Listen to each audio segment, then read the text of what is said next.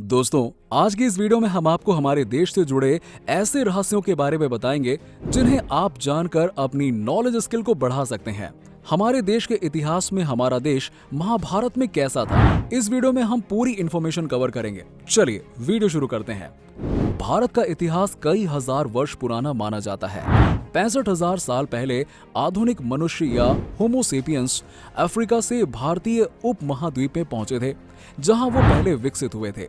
सबसे पुराना ज्ञात आधुनिक मानव आज से लगभग 30,000 वर्ष पहले दक्षिण एशिया में रहता था। 6500 ईसा पूर्व के बाद खाद्य फसलों और जानवरों के वर्चस्व के लिए सबूत, स्थायी संरचनाओं का निर्माण और कृषि अधिशेष का भंडारण मेहरगढ़ और अब बलूचिस्तान के अन्य स्थानों में दिखाई दिया।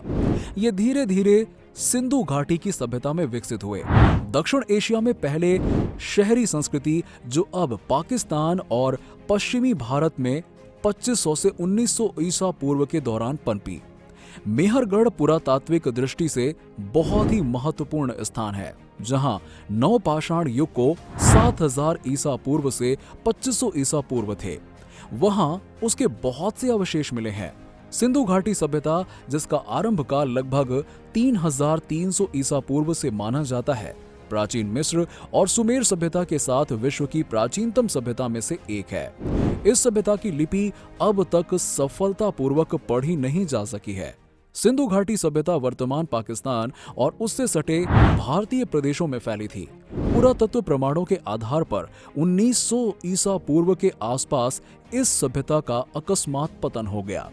19वीं शताब्दी के पाश्चात्य विद्वानों के प्रचलित दृष्टिकोणों के अनुसार आर्यों का एक वर्ग भारतीय उपमहाद्वीप की सीमाओं पर 2000 ईसा पूर्व के आसपास पहुंचा और पहले पंजाब में बस गया और यहीं ऋग्वेद की ऋचाओं की रचना हुई। आर्यों द्वारा उत्तर तथा मध्य भारत में एक विकसित सभ्यता का निर्माण किया गया, जिसे वैदिक सभ्यता भी कहते हैं। प्राचीन भारत के इतिहास में वैदिक सभ्यता सबसे प्रारंभिक सभ्यता है, जिसका संबंध आर्यों के आगमन से है। इसका नामकरण आर्यों के प्रारंभिक साहित्य वेदों के नाम पर किया गया है। आर्यों की भाषा संस्कृत थी और धर्म वैदिक धर्म या सनातन धर्म के नाम से प्रसिद्ध था। बाद में विदेशी आक्रांताओं द्वारा इस धर्म का नाम हिंदू पड़ा। पैंजिया एक महाद्वीप था जो लाखों साल पहले पृथ्वी पर मौजूद था। पैंजिया के मामले में पृथ्वी के लगभग सभी महाद्वीप एक ही भू आकृति से जुड़े थे।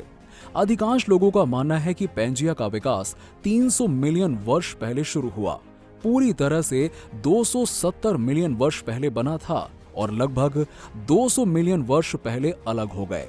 पैंजिया का निर्माण वर्षों के भूभाग के गठन और आंदोलन के माध्यम से हुआ था। लाखों साल पहले पृथ्वी की सतह के भीतर मेंटल संवहन के कारण नई सामग्री लगातार पृथ्वी की टेक्टोनिक प्लेटों के बीच दरार क्षेत्रों में सतह पर आती रही। जैसे ही नई सामग्री सामने आई, ये महाद्वीप दरार से दूर चले गए। महाद्वीप अंततः एक दूसरे की ओर एक महाद्वीप में संयोजित होने के लिए चले गए और इस तरह से पैंजिया का जन्म हुआ।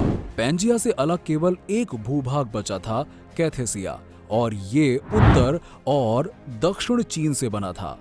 ये कभी भी सुपर कॉन्टिनेंट का हिस्सा नहीं बना। एक बार पूरी तरह से बनने के बाद पैंजिया ने पृथ्वी की सतह के लगभग 1/3 हिस्से को कवर किया और शेष महासागर कैथेसिया था। इस महासागर को सामूहिक रूप से पंथलास्सा कहा जाता था। भारत देश को उस वक्त मेडागास्कर का हिस्सा माना जाता था, लेकिन आज से करोड़ों साल पहले धरती के नीचे एक बार फिर से हलचल हो गई और ये हलचल इतनी खतरनाक थी कि हमारी पृथ्वी हर साल 10 सेंटीमीटर की रफ्तार से एशिया की तरफ बढ़ने लगी। 10 सेंटीमीटर प्रति वर्ष की रफ्तार भले ही आपको सुनने में बहुत कम लग रही हो, लेकिन किसी महाद्वीप के लिए ये रफ्तार बहुत बड़ी होती है। कई सालों के लगातार सफर के बाद आखिरकार हमारा भारत मेडागास्कर से टूटकर एशिया से जा टकराया। 10 सेंटीमीटर प्रति वर्ष की रफ्तार से आने वाला धरती का विशाल टुकड़ा जैसे ही एशिया से टकराया, वैसे ही पूरी पृथ्वी की जलवायु बदल गई। दरअसल ये टक्कर इतनी खतरनाक थी कि जैसे ही भारत और एशिया की धरती आपस में टकराई, टक्कर की वजह से हिमालय पर्वत धीरे धीरे ऊपर उठने लगे। दोस्तों, ये तो हम सभी जानते हैं कि हमारी धरती कई तरह के टेक्टोनिक प्लेट से बनी होती है, लेकिन जब दो प्लेट्स आपस में टकराती हैं तो उस वक्त जो भी प्लेट भारी होती है वो नीचे की तरफ चली जाती है और जो प्लेट हल्की होती है वो ऊपर की तरफ उठने लगती है। ठीक ऐसा ही हुआ जब भारत और एशिया की धरती आपस में टकराई। हल्की वाली टेक्टोनिक प्लेट उस खतरनाक टक्कर की वजह से धीरे धीरे ऊपर उठना शुरू हो गई और धीरे धीरे वो प्लेट इतनी अधिक उठ गई कि हमारी पृथ्वी का सबसे ऊंचा पर्वत बन गया। यानी कि इस वक्त भारत के उत्तर की दिशा में जो विशाल हिमालय पर्वत खड़ा है वो पर्वत इसी टकराव की वजह से पैदा हुआ था। शायद आपको यकीन नहीं हो, लेकिन आज भी हमारी धरती 3 सेंटीमीटर प्रति वर्ष की रफ्तार से एशिया की तरफ बढ़ती जा रही है। यही वजह है कि हिमालय पर्वत की ऊंचाई भी लगातार बढ़ती जा रही है, लेकिन इसकी रफ्तार इतनी कम होती है कि इसे आंखों से देख पाना संभव नहीं होता है।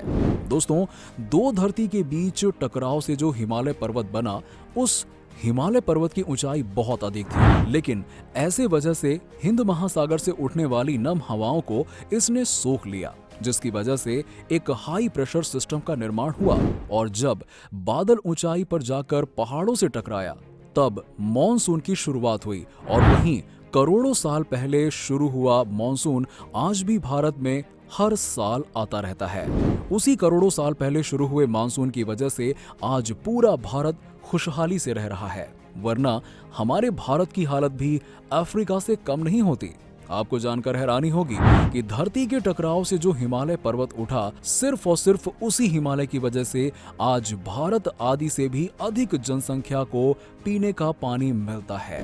उस हिमालय पर्वत की वजह से भारत में गंगा, यमुना, ब्रह्मपुत्र जैसी नदियां बहती हैं। उसी हिमालय पर्वत की वजह से भारत में खेती करना मुमकिन है। उसी हिमालय पर्वत की वजह से भारत इतना आगे बढ़ पाया है। उसी हिमालय पर्वत की वजह से हमारे देश में इतनी तरह की ऋतुएं होती हैं। महाभारत वाला भारत, महाभारत से हमारा मतलब महाकाव्य महाभारत से नहीं है, बल्कि हम बात कर रहे हैं उस समाज की जो भारत से दुनिया के दूसरे देशों में जाकर बसे लोगों से बना है। ये करीब 3 करोड़ संपन्न लोगों का समाज है। ऑस्ट्रेलिया की आबादी से भी ज्यादा और कनाडा के लगभग बराबर इस तबके के लोग दुनिया के हर एक देश में मौजूद हैं। संयुक्त राष्ट्र, कनाडा, ब्रिटेन और खाड़ी देशों में अप्रवासी मजदूरों में बड़ी संख्या में भारतीय शामिल हैं। फिजी, सूरीनाम और युगाना जैसे देशों में भारतीय मूल के लोग 150 साल पहले गिरमिटिया मजदूर के तौर पर आए थे, लेकिन अब उनके उत्तराधिकारी इन देशों में शासन कर रहे हैं। हम लोग ये महाभारत हर साल जनवरी में प्रवासी दिवस सम्मेलन के तौर पर मनाते हैं। ये समारोह राष्ट्रपिता बापू के भारत लौटने के सम्मान में मनाया जाता है। 9 जनवरी 1915 यानी कि करीब 100 साल पहले अधेड़ आयु की ओर बढ़ रहे वकील मोहनदास गांधी दक्षिण अफ्रीका से भारत लौटे थे।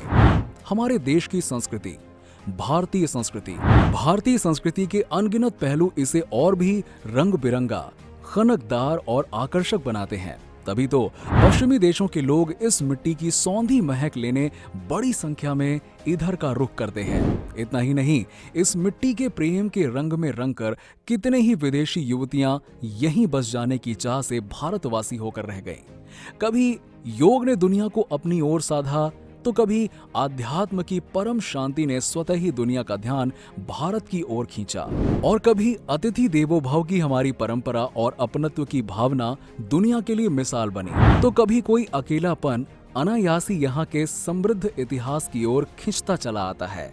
ये संस्कृति पूरी दुनिया में कहीं नहीं। संयुक्त परिवार में रहना ये भी हमारे भारत की संस्कृति का एक हिस्सा है, जो रिश्ते के महत्व को दिखाता है। अनेकता में एकता।